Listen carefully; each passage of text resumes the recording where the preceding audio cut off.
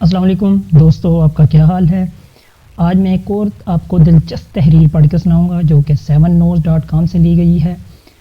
اس تحریر میں ان لوگوں کا ذکر کیا ہے جو کرونا وائرس کی وبا کے دوران ہیرو کے کردار میں نظر آئے ہیں۔ اس سے پچھلی ویڈیو میں بھی میں نے کچھ ہیروز کا ذکر کیا تھا۔ آج ایک اور ہیروز کا میں ذکر کروں گا۔ ان ہیروز میں سے سب سے پہلے ہیں لندن میں مقیم 100 سالہ دبیر چاچا، جنہوں نے روزے کی حالت میں کرونا متاثرین کے لیے بھرپور محنت کی۔ لکھا ہے جی، سماجی سرگرم کارکن دبیر چاچا نے کرونا متاثرین کی خاطر امداد کے لیے 1000 پاؤنڈ جمع کرنے کا ہدف رکھا۔ انہوں نے یہ رقم جمع کرنے کے لیے ہدف رکھا کہ وہ رمضان میں روزے کی حالت میں اپنے گارڈن کے روزانہ 100 چکر لگائیں گے۔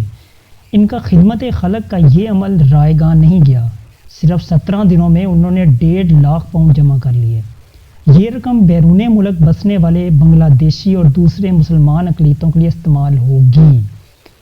نمبر 2 پہ ہیں جی، کینسر کی مریضہ کی کرونا وائرس کی وبا میں مثالی خدمات۔ انڈیا میں 46 سالہ رما ساہو کینسر کی مرض سے لڑ رہی ہیں۔ رما ساہو علاج کے لیے ممبئی گئیں، کیمو تھراپی کروائی اور صحت مند ہو کر واپس لوٹیں، لیکن کینسر دوبارہ ہو گیا۔ اب ان کا مرض لا علاج ہے۔ رما ساہو کینسر کی آخری سٹیج پر ہیں، لیکن کینسر ان کے جذبہ خدمت خلق میں رکاوٹ نہ بن سکا۔ انہوں نے کرونا وائرس کا ڈیٹا اکٹھا کرنے کے لیے گھر گھر جا کر سروے کرنا شروع کیا، راشن تقسیم کرنے کے لیے اپنی خدمات پیش کیں۔ 40 ڈگری کی سخت گرمی میں وہ روزانہ 201 گھروں کا دورہ کرتی رہیں۔ رما ساہو کا کہنا ہے کہ ان حالات میں ملک کو ہماری ضرورت ہے۔ انتہائی تکلیف دہ بیماری کے باوجود اپنا کام جاری رکھے ہوئے ہیں۔ تیسرے نمبر پہ ہیں جی، انڈین عطائی ڈاکٹر کی اپنے گاؤں کو کرونا سے محفوظ رکھنے کے لیے جدوجہد۔ مغربی بنگال کے صوبے میں موجودہ گاؤں میں مسلمانوں نے مسجد میں نماز پڑھنے کا فیصلہ کیا تو سماجی فیصلہ کی ہدایت کی پابندی کرنے سے انکار کر دیا۔ اس موقع پر محمد نظام الدین، جو گاؤں کے قابل بھروسہ انسان ہیں، وہ اپنے گاؤں میں ہیلتھ ورکر کی خدمات بھی انجام دے رہے ہیں۔ انہوں نے گاؤں کے لوگوں کو سمجھانا شروع کر دیا کہ ان حالات میں سماجی دوری کتنی اہمیت کی حامل ہے، لیکن یہ ذمہ داری لینے کے بعد انہیں کافی دباؤ کا سامنا کرنا پڑا۔ وہ یہ جانتے تھے کہ انہیں لوگوں کو یہ سمجھانا خطرناک بھی ہو سکتا ہے، لیکن انہوں نے اس بات کی پرواہ نہیں کی۔ انہوں نے بھرپور کوشش کی اور آخر لوگوں کو بات سمجھ آ گئی اور کھلی جگہ پر نماز پڑھنے لگے۔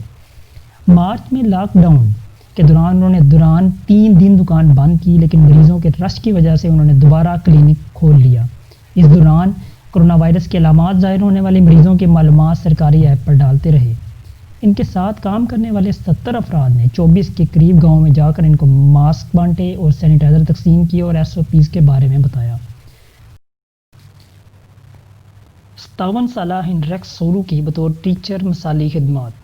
پوری دنیا میں کرونا وائرس کی وجہ سے اسکول بند کر دیے گئے، آن لائن کلاسز شروع کی گئیں، لیکن دور دراز پہاڑوں میں موجود دیہاتوں میں رہنے والے بچوں کی آن لائن کلاسز تک رسائی انٹرنیٹ نہ ہونے کی وجہ سے ممکن نہ تھی۔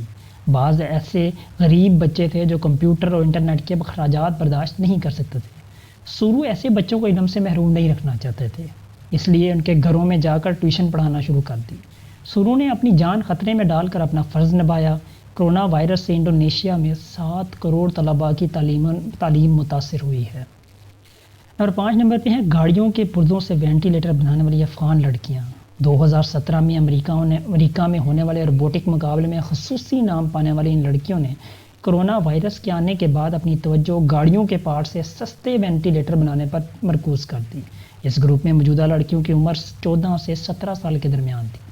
ان افغان لڑکیوں نے صرف $600 میں وینٹیلیٹر تیار کیے۔ وینٹیلیٹرز کے لیے ٹویوٹا کرولا اور ہونڈا موٹر سائیکل کے پارٹ استعمال کیے گئے۔